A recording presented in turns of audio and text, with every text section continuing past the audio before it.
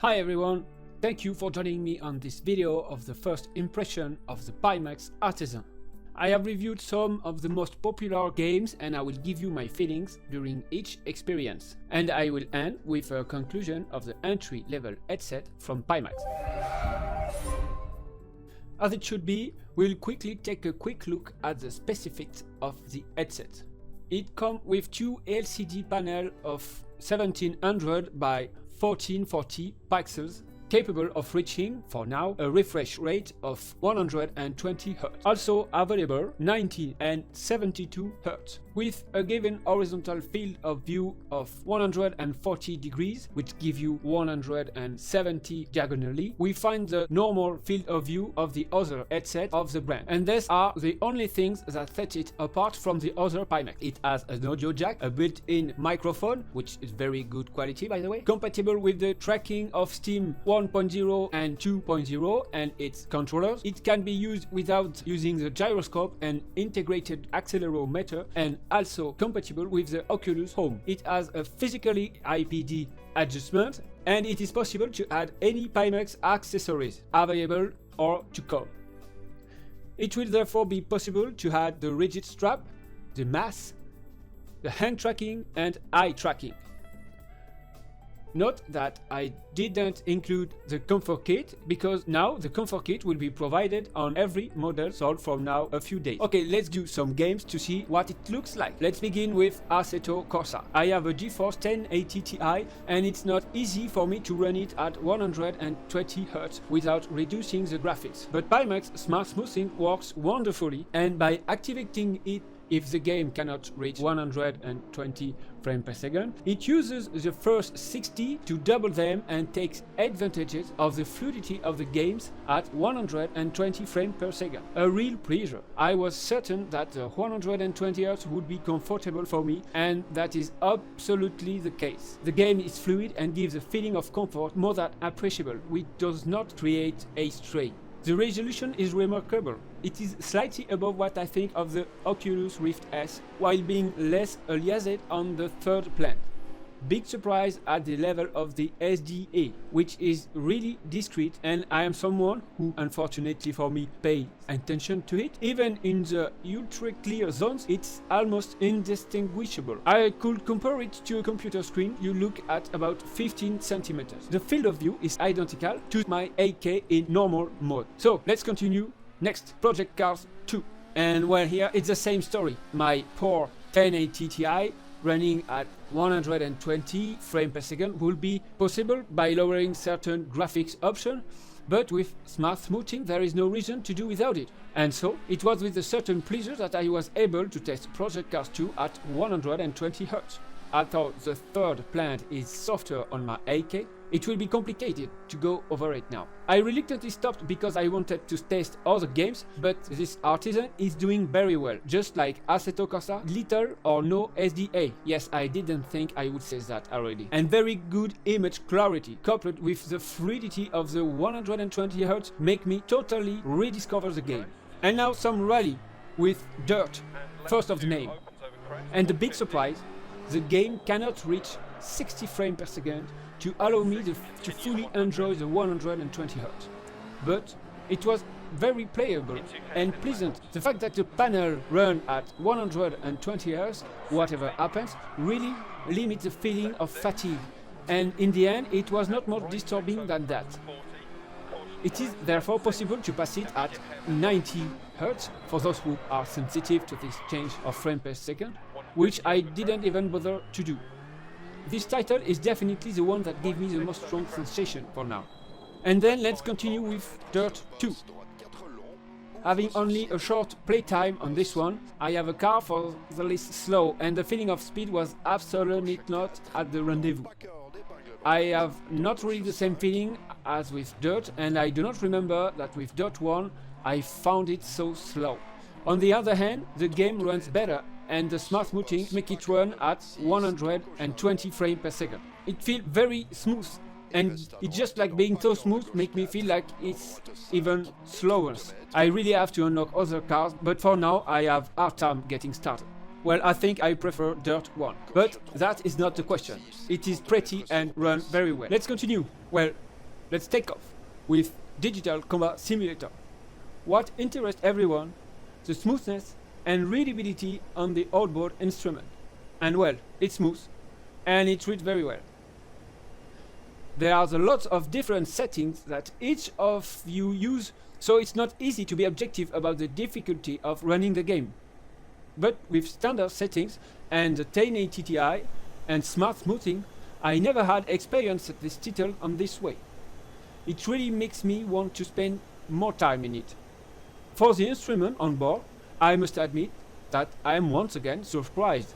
I think I can say that I read 100% of what is readable. Yes, because the Russian and the Cyrillic character pose me anyway concerns. We do not guess the numbers, we read them. It is at least equivalent to what appears on your screen of sharpness. It's really nice.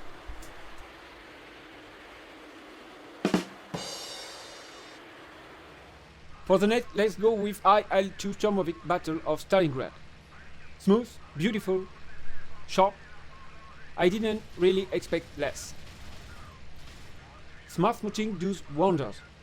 Really, they did good job with PyTool at PIMAX.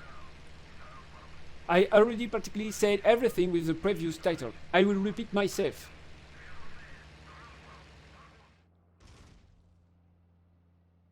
So I'm not going to linger and continue with IL2 Dangerous.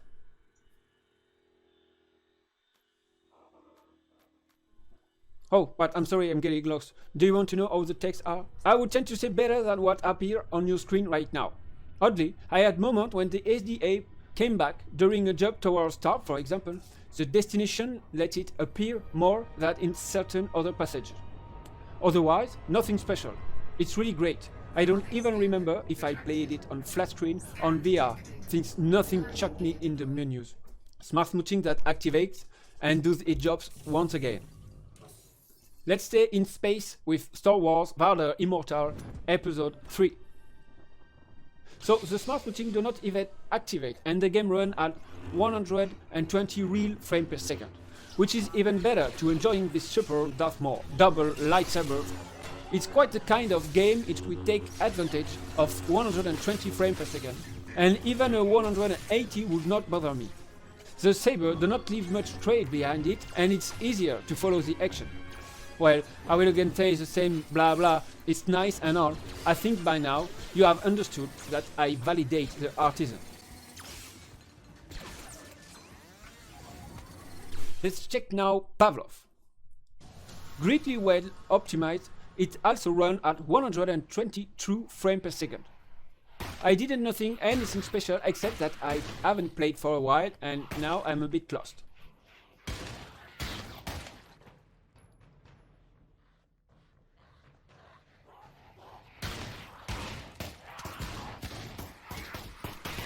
Okay, well, we're going to leave the zombies aside for a while and I'm going to take revenge on silly bots. The aim from afar is very good. It's the only thing that could have been in the negative point on a title like this. But in fact, no, it's good. So there is a way to do headshots from several pieces of metal.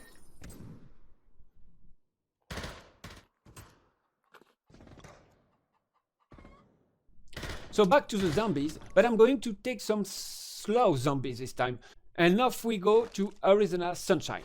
And it is weirdly surprising. There are times I don't understand. I deactivate the parallel projection, which is resource for the game that do not ask it, which is the case for this one. But no way to make it run at 120 frames per second. Smart smoothing therefore takes over to enjoy the game at 120 Hz fully. But a big disappointment, show what? The game is pretty, but the zombies from afar are blurry. They are much sharper on the 8K. Yeah, go figure. There may be an adjustment to be made, maybe to raise the PyTool rendering, which I did not during this test, but given the performance displayed, I think that it will be complicated to do it even at 60 frames per second if I set PyTool to 1.5.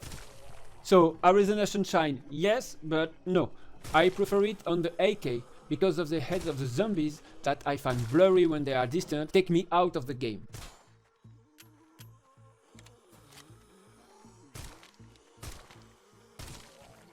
Okay, now let's try the new music of Beat Saber, on which I did not take the time to reinstall my mods. The game runs at 120 real frames per second, which is to me essential, and especially for this new music, which did not prevent me from being bad during my first test, but that let me appreciate the 120 Hz despite everything, the game having no trouble reaching them. I'm going to finish the games with a table tennis game, which I found very unpleasant on an 8K with its multiplying balls. 11 table tennis.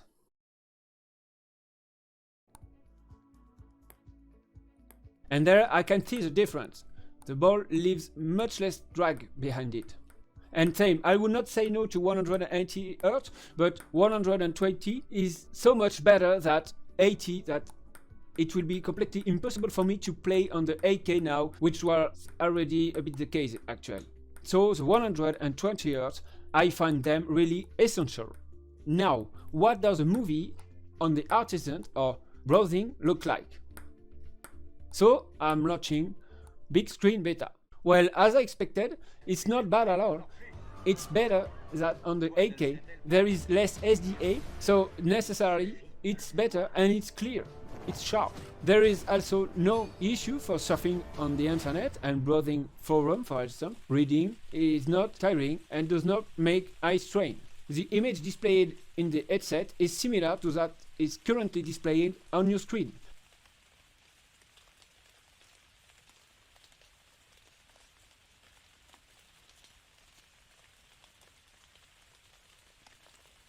I will finish with the reading and field of view test. For the field of view, since I'm using a foam from the HTC Vive, not yet having a second comfort kit and the one I have being on the 8K, the lenses are more distant than with the original foam, which makes lose a few degrees, and I measured 130 degrees horizontal. We are therefore in the 140 with the closest eyes. The distortion on the peripheral of the lenses is really minimal, less than on the 8K in the same mode, which is normal, which make the whole lenses usable now. Readability is also there. I'm able to read the last line at the bottom from the case 21 or 22, which is a good performance for this entry-level headset. So here's the conclusion on a few captured through the lens with a iron welding microscope that I cannot see much, and with my phone. The Artisan is a very good VR headset. For the bad side, some might find colors a bit dull, and that's all I will have to blame it for. Although it fades with the view adapting to the colors. This also has the advantages of being less tiring for the eyes. Otherwise, it has everything for it. The field of view used by most PIMAX users is normal, for distortion and for performance, and it's therefore the same here. With a more optimized use of the panels, because they are LCD panels, probably smaller, but used on a small area also, make the resolution really good. The comfort kit is now supplied with all Artisan units, and it's compatible with all accessories. In short, entry level absolutely does not meet low end. If you have a 5K plus, the upgrade is not worth it, unless you have 5K plus that is stuck at a 90 Hz due to its design with panels that cannot reach higher refresh rate. I would say that everyone else, the upgrade is worth it. Coming from a Vive, the color would be less sparkling, but that's the only thing you could blame it for. Even coming from a Rift S, the field of view and the 40 Hz, which is 50%, can really justify switching to an Artisan. For those who hesitate between an Index and an Artisan, well, first, the Index is not available right now. The Index clearly has the advantages of having an integrated sound system and is very stable and user-friendly software.